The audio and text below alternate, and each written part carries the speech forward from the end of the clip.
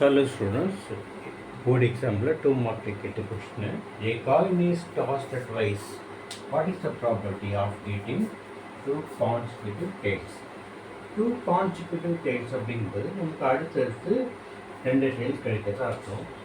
இப்போ எஸ்சி போட்டு sample space போடும்போது ரெண்டு காயின் டாஸ் பண்ணும்போது ரெண்டுமே ஹெட்டாக இருக்கலாம், இல்லை ஒரு ஹெட்டு இல்லை ஒரு டெய்லு, ஒரு டெய்லு ஒரு ஹெட்டு, இல்லை ரெண்டுமே டெய்லு. அப்போ மொத்தம் 4 எலிமெண்ட் இருக்குது. என்ஆர்எஸ்ங்கிறது அப்போ 4. இப்போ நமக்கு ரெண்டு கான்சிக்யூட்டிவ் டெய்ல்ஸ் கிடைக்கணும் அப்படின்னு சொல்கிறதுனால event of getting 2 consecutive tails அப்படின்னு எடுத்துக்கிறோம்.